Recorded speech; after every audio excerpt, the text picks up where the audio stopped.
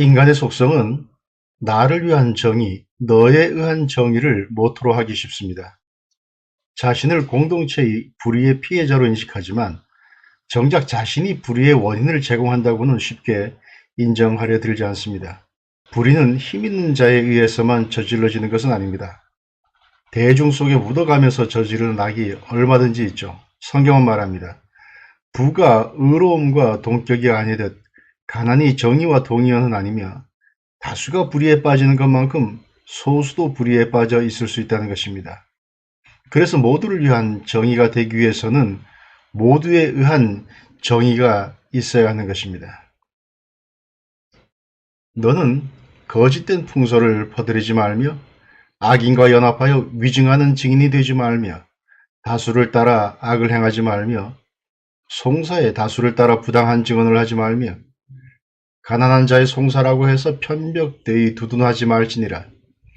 네가 만일 내 원수의 길 잃은 소나 나귀를 보거든 반드시 그 사람에게로 돌릴지며 네가 만일 너를 미워하는 자의 나귀가 짐을 싣고 엎드러짐을 보거든 그것을 버려두지 말고 그것을 도와 그 짐을 부릴지니라.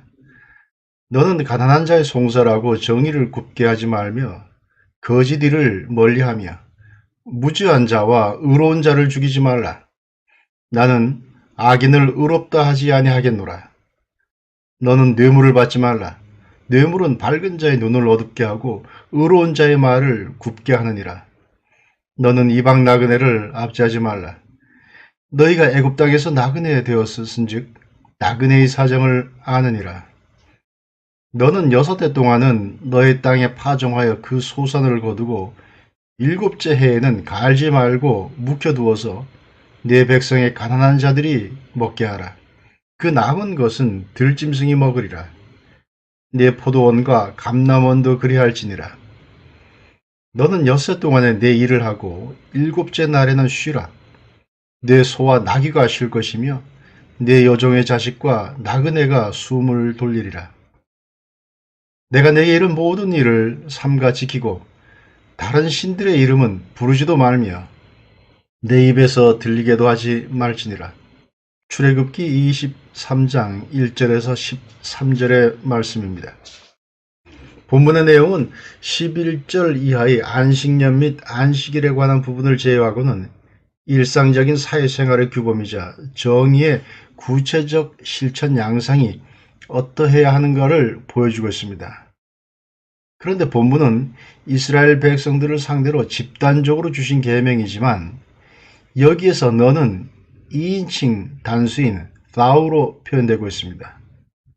2인칭 복수로서 너희에 해당하는 옛날식 영어 표현은 예인데 성경에서는 이 두 단어를 구분하여 사용합니다. 우리 개역 한글판 성경에서도 단수인 너와 복수인 너희를 구분하고 있습니다. 여기에는 하나님의 계명은 각자가 개인적으로 받아들여야 한다는 의미와 함께 예외가 없다는 뜻도 포함되어 있습니다. 이것을 일상적 정의에 대한 하나님의 명령으로 본다면 이 정의를 실천해야 될 책무에서 아무도 벗어날 수 없다는 말도 들 것입니다. 사람들은 흔히 자신을 공동체의 불의의 피해자로 인식하지만 정작 자신이 불의의 원인을 제공하고 있다고는 쉽게 인정하려 들지 않습니다. 정의는 내가 아닌 상대방이 실천해야 될 덕목이라고 생각하죠. 왜냐하면 난 이미 정의롭고 고쳐지고 개선되어야 될 것은 상대방의 불의라고 생각하기 때문입니다. 그러나 불의는 힘 있는 자에 의해서만 저질러지는 것은 아닙니다. 대중 속에 묻어가면서 저지르는 악이 얼마든지 있음을 본문은 보여줍니다. 위증은 그 대표적인 사례죠. 6절에서 8절의 말씀과 같이 소위 사회의 지도층, 남들을 판단하고 의사결정을 통해 공동체에 영향을 미칠 수 있는 사람들이 지켜야 될 정의도 있지만 나를 미워하는 자의 나귀가 곤경에 처했을 때 그걸 버려두지 않고 도와주어야 한다는 말씀은 지위 고하를 막론하고 적용되는 것입니다. 안식일을 지키고 하나님의 이름에 걸맞은 경외심을 표하는 데는 부자와 가난한 자, 권력을 잡고 있는 자와 그렇지 않은 자 사이에 구별이 있을 수 없습니다.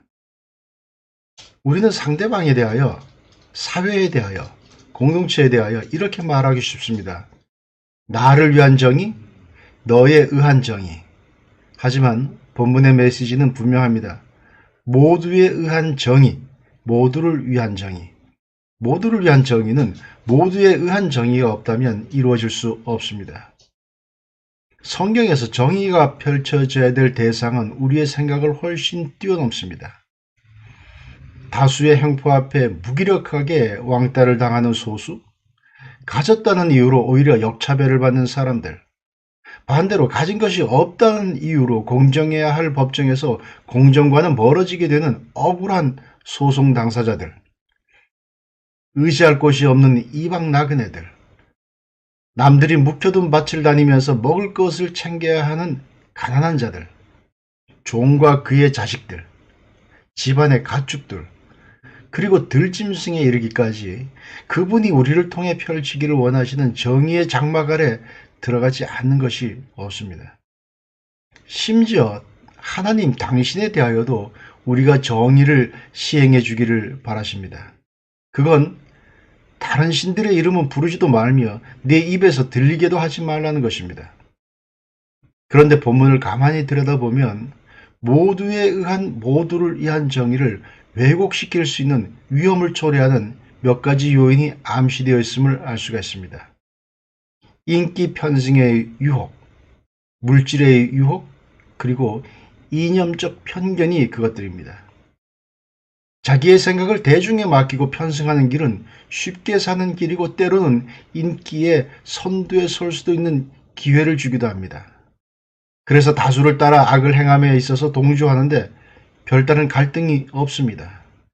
심지어 적극적으로 나서서 거짓을 유포하고 때로는 거짓 증언까지 서슴지 않습니다.